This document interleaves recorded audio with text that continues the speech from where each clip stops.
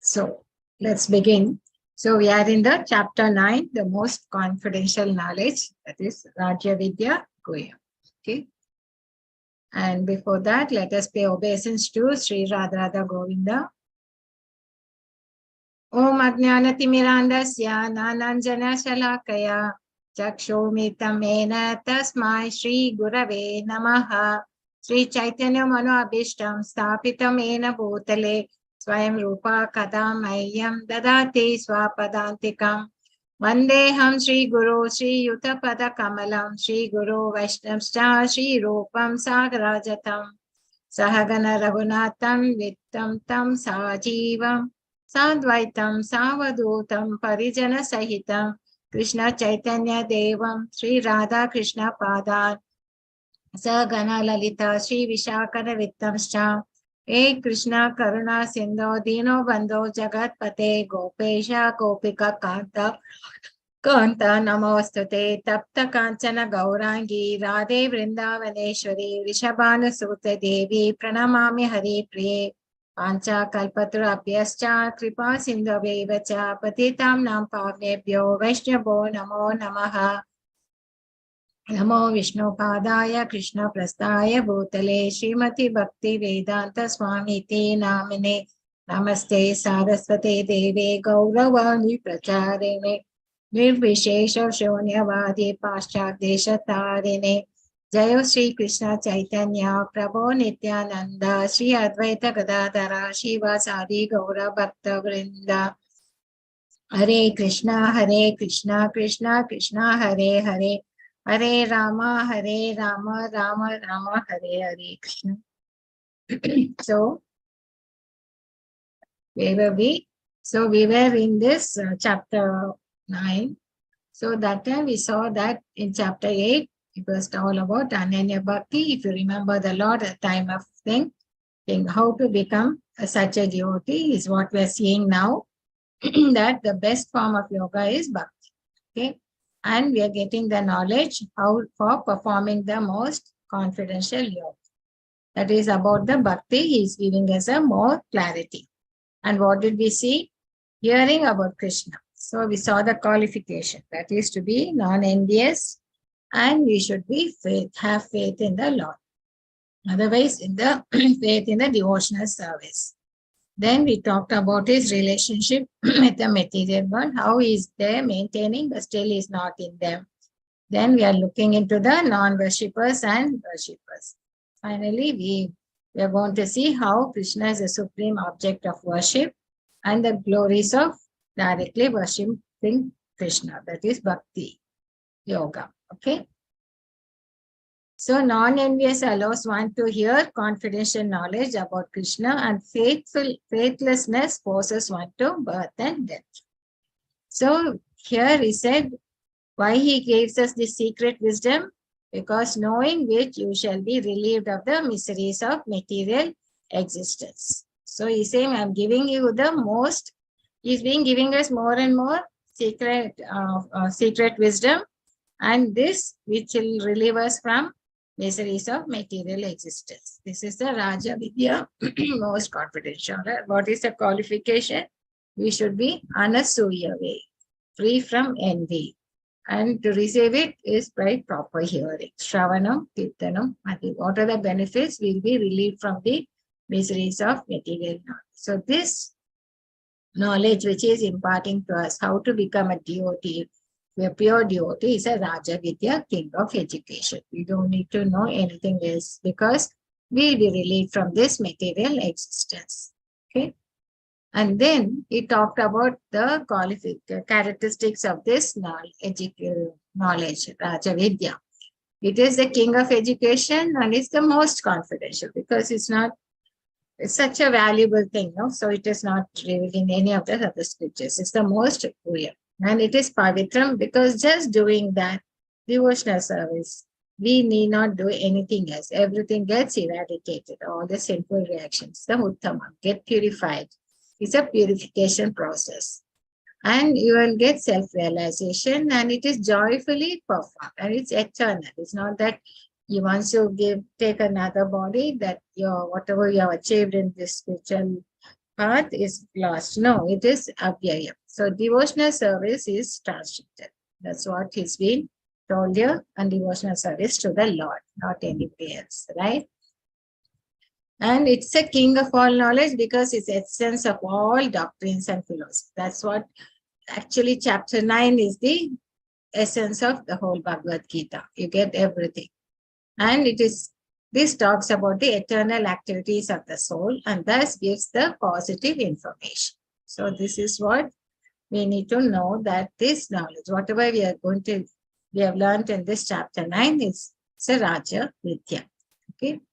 And then he gave us the Aishwarya Jnana, saying that he is Achintya Veda relationship. That is, he is the one who creates this material world and he sustains it and maintains it. It pervades, creates, annihilates entire cosmos through his material energy.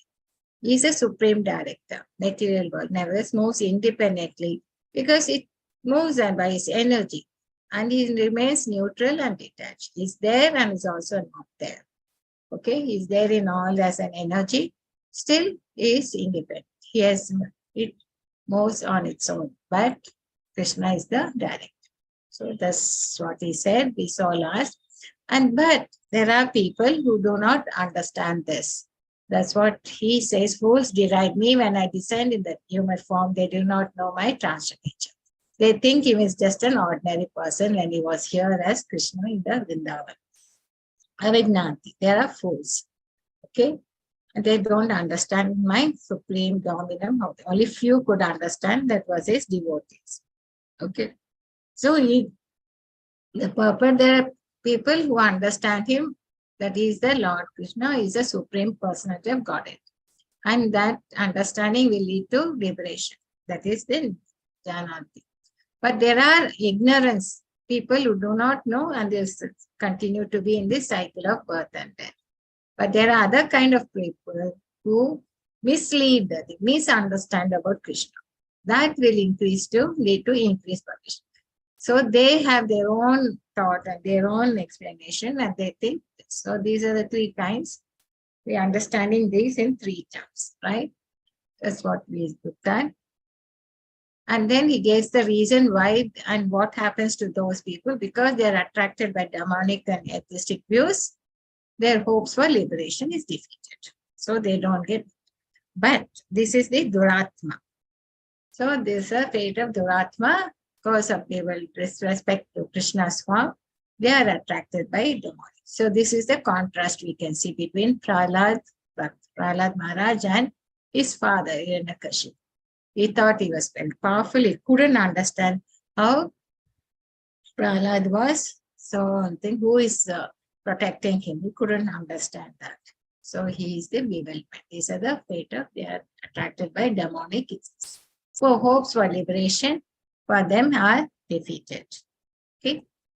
Then he talked about the Mahatmas and how they are always under his shelter, under the protection of divine nature, Daivim Prakriti Ashraya. So, and what they do, they all the time, Satatam Krityantyomam Etantas Chadrit. So this is the activities of the Mahatmas. Satatam Krityanto, always chanting my glories, endeavoring with great determination, bowing down before me, and these glories purposely worship me with devotion. So this is what they do. So he says these are the activities of Atma and they are under his shelter. Okay. Ityayukta pasate. So others who engage in sacrifice, jnana chapyane ajantomam upa. We stopped at this, isn't it? Engage in sacrifice by the cultivation of knowledge, worship the thing as one without a second, as diverse in many and in needs. So, ekatvena pratatvena bahuda. So, just let us see the purport here, what Krishna Prabhupada writes. So, this verse is a summary of the previous verses. Lord tells Arjuna that those who are purely in consciousness and do not know anything other than Krishna are called Mahatmas. Okay. But there are other persons who are not in the position of Mahatma, but who worship Krishna also in different ways. Yes, Mataji, you want to read? Okay, go ahead. Yes, Mataji. Purport and translation by Srila Prabhupada. Purport. purport. This verse is the summary of the previous verses. The Lord tells Arjuna that those who are purely in Krishna consciousness and do not know anything other than Krishna are called Mahatma. Yet there are other persons who are not exactly in the position of Mahatma, but who worship Krishna also in different ways. Some of them have already been described as the distressed, the financially destitute, the inquisitive, and those who are engaged in the cultivation of knowledge. But there are others who are still lower, and these are divided into three. He who worships himself as one with the Supreme Lord. Second, he who concocts some form of the Supreme Lord and worships that. And third one, he who accepts the universal form, the Vishwarupa of the Supreme Personality of Godhead and worships that. Out of the above three, the lowest, those who worship themselves as the Supreme Lord, thinking themselves to be monists are most predominant. Such people think themselves to be the Supreme Lord, and in this mentality, they worship themselves. This is also a type of God worship, for they can understand that they are not the material body, but are actually spiritual soul. At least such a sense is prominent. Generally, the impersonalists worship the Supreme Lord in this way.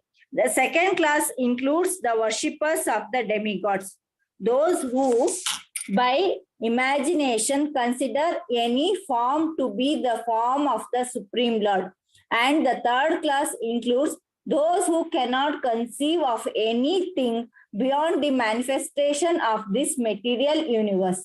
They consider the universe to be the supreme organism or entity and worship that. The universe is also a form of the Lord. Thank you, Mataji. Dandavat Pranam. Hare Krishna. So here we are talking about this Mayavadis who say Haham Brahmasi. That is, they are also God. Yeah, I am God, you are God, everybody is God. Because we are the soul, right? So they are situated on the concept of the soul. But they don't understand that we are just a small part of the whole thing. That is, we are just a drop of the ocean, water on the ocean. And there is the Lord is a big ocean, right?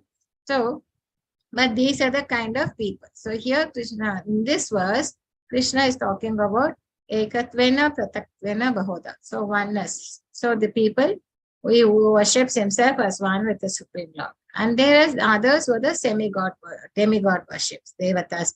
They think worshipping any demigod is as good as worshipping the Lord. So they think like that. And who accept the third group is the Vishwarupa, who thinks they can't think of a form for the Lord and they go this.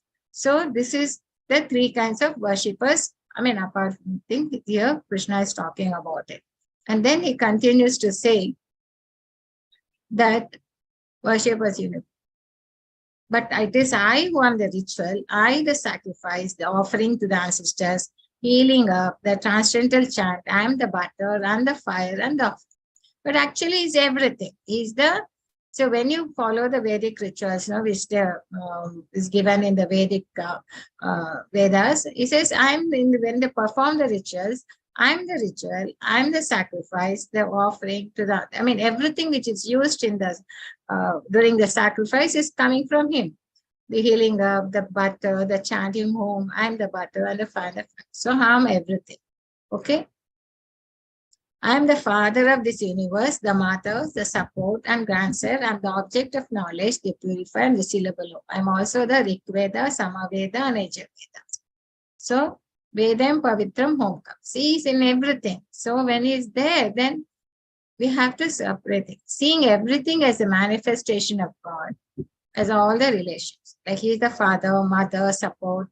All these relations are part and parcel of Krishna, which implies he is a creator also. Okay. So this, because all the names have Omkara, therefore it is Krishna. In the material existence, we create different relations. When we come here, we have different relations with different living entities, right?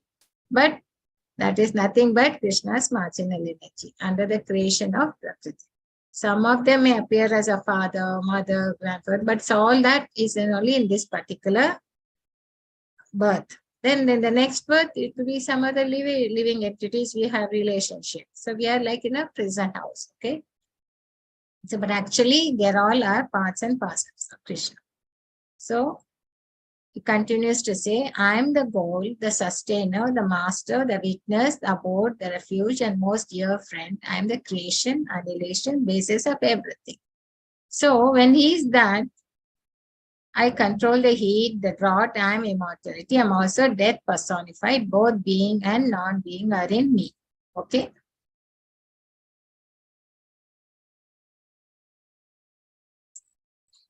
Hare Krishna. Can anybody read other Hare Krishna? Hare Gati Krishna. means, yes, Mata. Prabhuji, go ahead. Mataji, Gati means the destination where we want to go. But the ultimate goal is Krishna. Although people do not know it, one who does not know Krishna is misled. And is so called progressive march is either partial or hallucinatory. There are many who make as their destination different demigods, and by rigid performance of the strict respective methods, they reach different planets known as Chandraloka, Suryaloka, Indraloka, Maharloka, etc. But all such lokas or planets, being creations of Krishna, are simultaneously Krishna and not Krishna.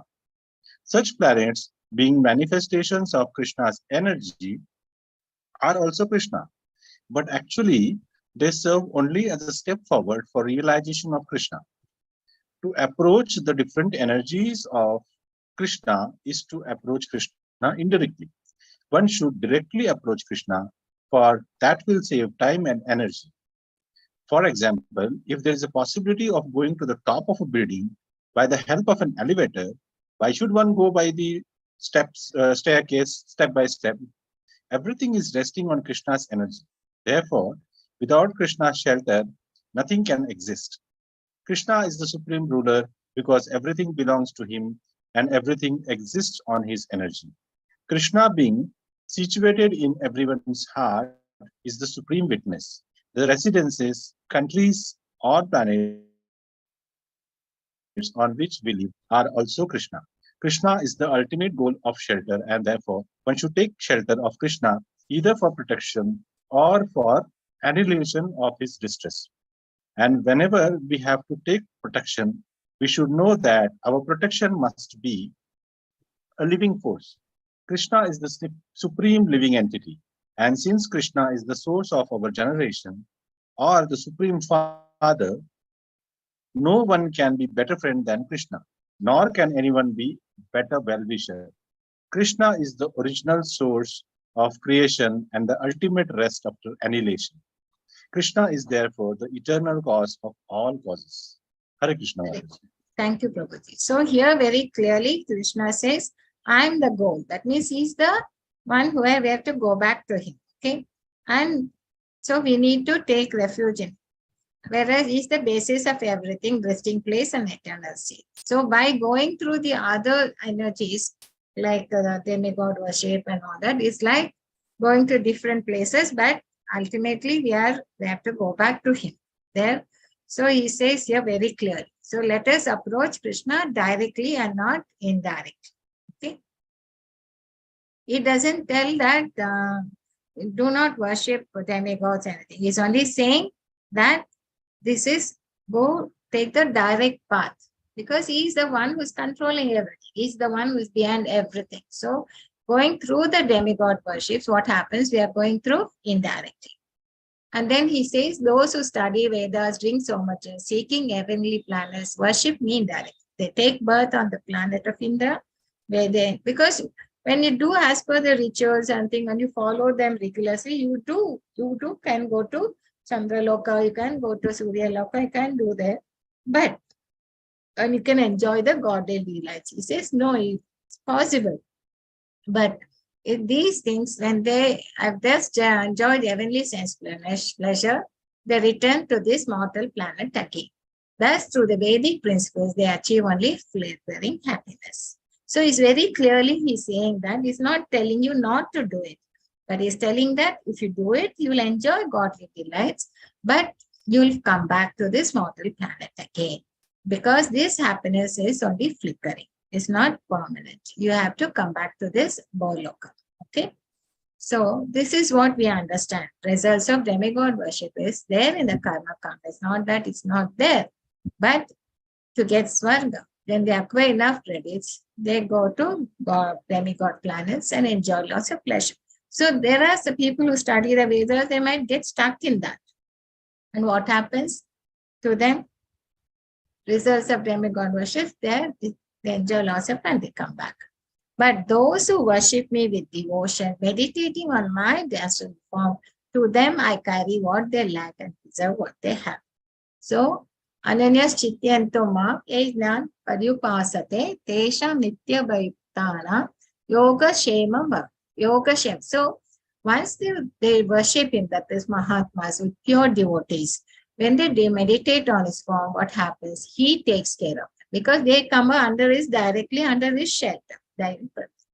So, and he will do everything. I carry what they lack and preserve what they have. So here Krishna is very, very clear what he does. Okay, how he reciprocates, right?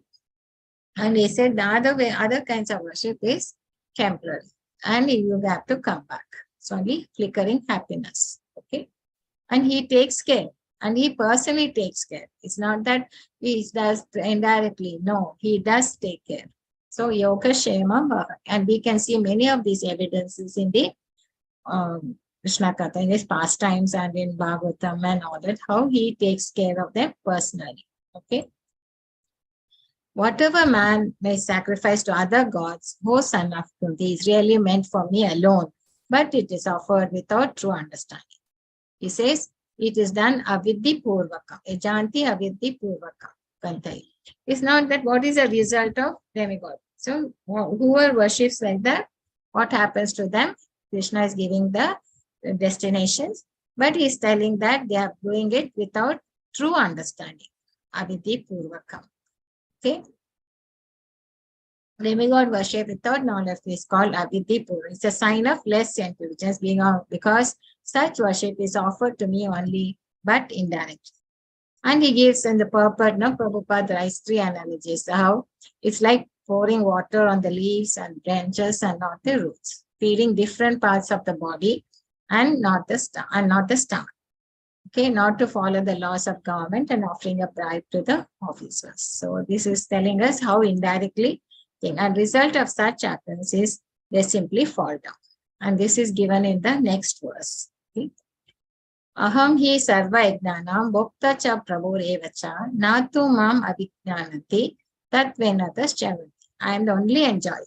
Okay, it's told even in chapter 5. And he is the master of all sacrifices. Therefore, those who do not recognize my true nature, transcendental nature, will fall down. So if they think it's just another god, a material form, he has come, it's just avidhi purvaka. And he gives the destinations. Those who worship demigods will take birth among the demigods. Those who worship ghosts and spirits will take birth among such beings. Those who worship ancestors go to the ancestor, Pitraloka. And those who worship me will live it. Etimad ajanyo apima. So now he is giving us the different designations. Okay. He says, if anyone has a desire to go to the moon, sun, and any planet, one can attain the desired destination by following specific Vedic principles recommended for that purpose. Okay, it's not that it's not possible. It is possible, but only thing you have to go. Same way you can go to Pitraloka. Same way you can go to anything. Similarly, you have pure devotee who worships Supreme Personality Godhead, achieves the planets of Vaikuntha and Krishna Loka without a doubt. So here, Krishna is telling clearly the destination of the different kinds of worshippers. So the Krishna, that is why even it's very easy to understand through this important verse that if by simply worshipping the demigods, one can achieve the heavenly planets, or worshipping Pitas achieve Pita planets, or black arts achieve those. Why can't the pure devotees not achieve the planet of Krishna? So here when Krishna is telling that this is the destination, then why can't we who are pure devotees cannot achieve the Krishna also? So unfortunately, Prabhupada writes, many people have no information of this sublime planets where Krishna and Vishnu live, and because they do not know of them, they fall. So the Prabhupada writes clearly that because we do not have this information about the Vaikuntha Loka, Goloka, and this where Krishna lives, so we falter. So the Krishna consciousness movement, that's why he started this Krishna consciousness movement, and that's why he specifically mentioned this society be ISKCON, the Krishna consciousness. Therefore, distributing sublime information to the entire human society to the effect that by simply chanting Hare Krishna mantra, one can be perfect in this life and go back home. Okay. So here Prabhupada is very, very clear in this, and he writes in this purport. So this is the reason why, and especially he didn't mention as a god, and he specifically mentioned as Krishna consciousness. So that by chanting of this, we go to the ultimate destination. That is, go back to God. Other destinations are only temporary, and again we have to come back, because here Krishna is very clearly saying in this verse, Yanti Deva Vrata Devan, Prita Yanti Pritra Vrata, Bhutani Yanti Bhutecha, Yanti Mat Yajnayo Abhim. Only one who unto me, devotees who devote, my devotees will come back to, others will go to the other planets. Okay. So it's very clear in this verse. Okay. And now he's telling about the glories of worshipping Krishna directly. Why we should do directly worshipping them and how. Patram pushpam palam toyam yome bhaktya prayachati tadaham bhakti upatam asnami. If one offers me with love and devotion, a leaf, a flower, fruit or water, I will accept it. That's all he needs. He wants people to just offer with love and devotion. And if anybody can do this devotional service, it doesn't have to be a rich person or it's a thing or a brahmana or a thing. Anybody can do, even a poor person, just offering, thinking of him a leaf or a flower, a fruit or water, he'll accept. And in the purport, Prabhupada writes that these are the things he likes, and he doesn't like meat eating and all that. So whatever Krishna desires, if you accept it, if you offer it to him with love and devotion, he'll accept it. Okay. And then he continues to say, O son of Kunti, all that you do, all that you eat, all that you offer and give away, as well as all austerities that you may perform, should be done as an offering unto me. Yet karoshi, yet asnasi, yujosi, dadasi, yet tapasyasi. Austerities, kauntaya, that Gurushva mad arpana. Do it for me. So all, that's what it is. So he continues it. That is offering mad, palam, toyam and all that. But now he's telling whatever you do, whatever you eat, act as the offering to Krishna. Okay, whatever you eat, whatever you offer or give away, whatever austerities you perform, do the following as an offering to Krishna. That is Nishkarma Karma Yoga. So this is the difference in offering of pure devotees and us. So how he does it, how the pure devotees, that's a quality of devotion. And quality of reciprocation depends upon our devotion. Krishna will reciprocate accordingly. He told even in chapter 4 that to the extent you surrender unto me, to that extent I will reciprocate. So here is very clearly saying, in all your activities, keep thinking of it. Just do it as for Krishna. Following acts as an offering to Krishna. So now how a devotee does and what we need to do, here is clearly spelling it out. Subhasha Palareva Moksha Karma Bandha. Then only you can get moksha from this karma bandha. and sannyasa yoga yuktatma vimukta mumars. So in this way, you'll be free from the bondage, and it's auspicious, and that is auspicious punya acts and your inauspicious papa. All your reactions to your papa and thing. With your mind fixed on me in this principle of renunciation, you will be liberated and come to me. So he says we can get moksha from this karma bandhana. Okay. Then he continues to say, I envy no one, nor am I partial to anyone. I am equal to all, but whoever renders service unto me in devotion is a friend, is in me, I am also a friend to him. So he sees everyone is not partial. It's just like when the rain falls, it falls on everything. It doesn't fall only on a particular place or only it falls on, and it showers his water on every place, isn't it? Same here, he says he's not partial. He's not in, and he doesn't envy anyone. He's a well-wisher, isn't it? But if someone renders service unto him in devotion, he's a friend. So that's why he says to Arjuna that since you are my devotee and my friend, I'm giving you this transcendental knowledge and you don't envy me. So that, see, that is the relationship he has with his devotees. Even we also know, we help people and all that. But there are people, I mean, to our children, we have more partial to them, isn't it? So there are certain people we are more partial because the relationship we have with those living entities, the friendship we have with them, with how we love them, the children we love, the friends we love. And so we reciprocate accordingly, isn't it? Same way here Krishna says, the devotion, the pure devotee is a friend in me. I'm also a friend. And he will do anything. See, even when the case of Bhishma Dev, when he made a pratigna in the battlefield that he will, he had kept 5 arrows, no, which will and he'll kill the 5 Pandavas. And he said, if not, he will, he makes a vow saying that he will make Krishna to take up arms, right? Because Krishna has said that he will never take arms in the battle, during the battle, he'll be just a charioteer. But when Bhishmadev was fighting so ferociously, and it was like, it was so hard, then Krishna ultimately breaks his promise, takes up the wheel to try to destroy Bhishmadev.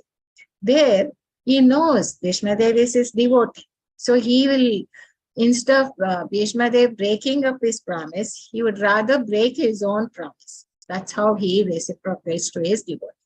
It's very much dear because he doesn't want his devotee to fall down from his promise. Okay. So in many cases, many of these pastimes, when you read, you can see how merciful he is to his devotees. So into me, friend is a thing. I'm also a friend to him. So in the purport Prabhupada writes, the Lord here is stated to be partial to the devotees. This is the manifestation of the Lord's special mercy to the devotees. The Lord's reciprocation should not be considered to be under the law of karma. It belongs to the transcendental situation in which the Lord and his devotees function. So, devotional service to the Lord is not an activity of this material world. It's part of the spiritual world, where eternity, bliss, and knowledge are dominant. So, this is something which we need to keep in mind. That when chanting of Hare Krishna mantra is the devotional service to the Lord. It's not an activity for this material world. It's an activity for the spiritual world. It's a transcendental. So it is something which we are doing for the Lord. So if you all take it up to that mantra, chanting of Hare Krishna mantra, you can really understand it's a devotional service to the Lord. And it is whatever the benefits, it's the eternity, bliss, and knowledge. Okay? This is what, I think the purpose in this chapter is very interesting, and it should, and I want you all to read it. I could not go to all the purports, so I just took a little bit from them. Okay.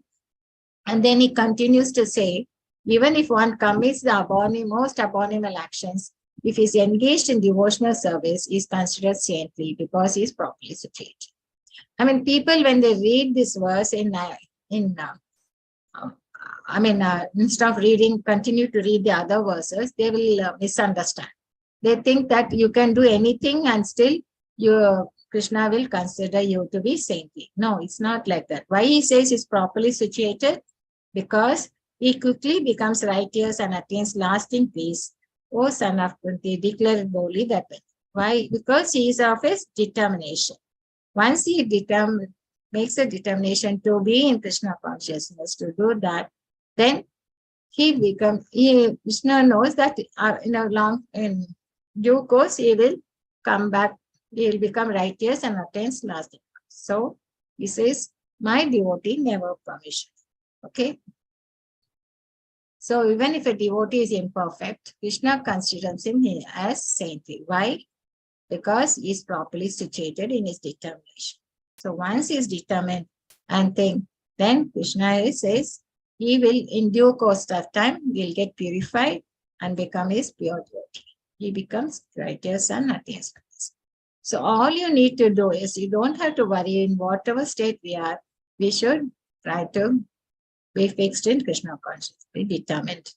Okay, he will help us. He will be merciful to us and think.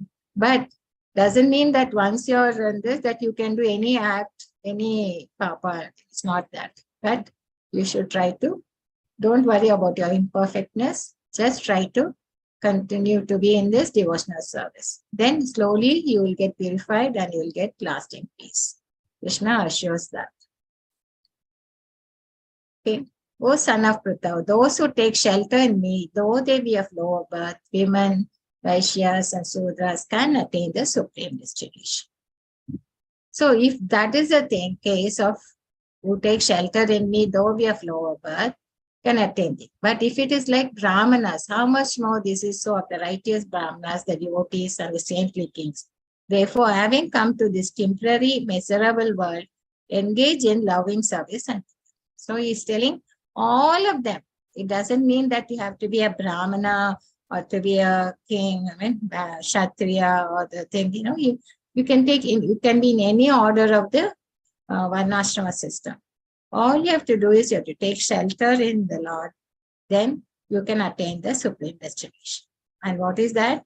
It will be, supreme destination is eternal. It's not like this material world, which is temporary and it's miserable. There it is blissful. So he says, you can come, having entered this, engage in loving service. So only by loving service to him can we go back to this destination. Okay. Otherwise, it's not possible. Only through devotional service. So here Krishna is clearly saying that. Okay. This is even unqualified classes also achieve Krishna by his mercy. There is no distinction in different classes. This verse established that in devotional service, there is no distinction between higher and lower classes as opposed to the material conception of life. Okay. And power of devotional service and pure devotees. Most simple man taking shelter of a pure devotee can be purified by proper guidance, even the lowest of men, chandalas. That's given is in the reference in Srimad Bhagavatam, Canto 2, 4th chapter, 18th verse. That is the power of devotional service. And importance of shelter. One has to take complete shelter of Krishna. Then one, either Krishna or you take the shelter of a devotee. Come to the team because they will guide you. Then one can become greater than the great jnanis and yogis. So you don't have to know all the Vedas or the Vedic literature and all that, or do the Ashtanga yogas and all that. All you have to do is take shelter of Krishna and do the devotional service, because that is the purification process. By chanting, you get purified and slowly your anarthas will. And here poor devotees can enable people of lower classes to attain highest perfection. So this is the most confidential knowledge which Krishna is telling us how to go back to him. So even if you could be a woman or Vaishyas or Shudras, but still if you take shelter of Krishna, you can go back. So finally he concludes, engage your mind always in thinking of me. Manmana bhava mad bhakto. Offer obeisance and worship me. Madhyachi mam sam namaskuru. Being completely absorbed in me. Mam evashyasi yuktvaya. Surely you'll come to. It doesn't mean that if you always think of him that you'll go back. Even Kamsa was thinking of it. Okay, he was not thinking favorably of Krishna. He was always thinking of Krishna as his death. He's like a death personified. So it doesn't mean that he will go back to, but you have to think with love and devotion to the Lord. Engage your mind always in thinking of him, offering obeisance and worship. Okay, so thinking of him is not enough. We have to think of him and offer obeisance and worship him. And we should be completely absorbed in him, then you'll come to him. Okay, so and so worship Krishna directly as advised by Lord himself. Engage your mind always in thinking of me, become my devotee, offer obeisance to me, worship. So this is all about devotional service, how it helps us to go back to the highest destination. So what we said in a summary at a glance, hearing about Krishna. So hearing process, Satrinu, that's the only way we can understand this transcendental knowledge. And we need two qualifications. One is we should not envy and we should have faith. Only with faith we can understand this knowledge by hearing from the pure devotees. And how this Raja Vidya is Aishwarya thing, because he talked about this Achinta Beda is there, he's created the material world, he sustains it and everything, but still is not in there. He pervades everywhere. His presence is seen as energy, but he is there as a personal form also. And there are talked about the non-worshippers and the Duratmas and the Mahatmas. And Mahatmas are the one who are under his protection, and he will do everything for them because they're all the time thinking of him, worshipping him, and so they are the activities of the devotees. And then he talked about how Krishna is a supreme object of worship. Then we talked about the demigod worshippers, how they go to the Pitraloka or Indraloka or Surya Loka and all that. They will enjoy the godly delights, but they will come back. Okay, they will fall down again. It's all temporary. And then Mayavadi's oneness also, he said it's not it. It's all indirect worship of the Lord. So worshipping the Lord directly is the best. And then it gives the glories of directly worshipping him. How? Whatever you do, whatever you eat, whatever you act, do it as an offering for the Lord. So even every act and everything, if you do that, you're all the time remembering the Lord with love and devotion, he will reciprocate in the same way and he will take care of you. See, that is the mercy we get. He gives the mercy. He's not partial, but he is partial to devotees because their devotees are all the time thinking of him. So he is a dear friend of them. It happens. It's not a. So this is the conclusion of this chapter. The most confidential knowledge. Taking shelter of him, whether it doesn't matter whether a Brahmana or a Kshatriya or a Shudra or any order of the Varnashram system. All you have to do is just to take shelter of him and do whatever the Krishna is telling us to. Just patram, palam, pushpam, toyam. All you have to just offer the thing with love and devotion. Okay, so this is the king of education.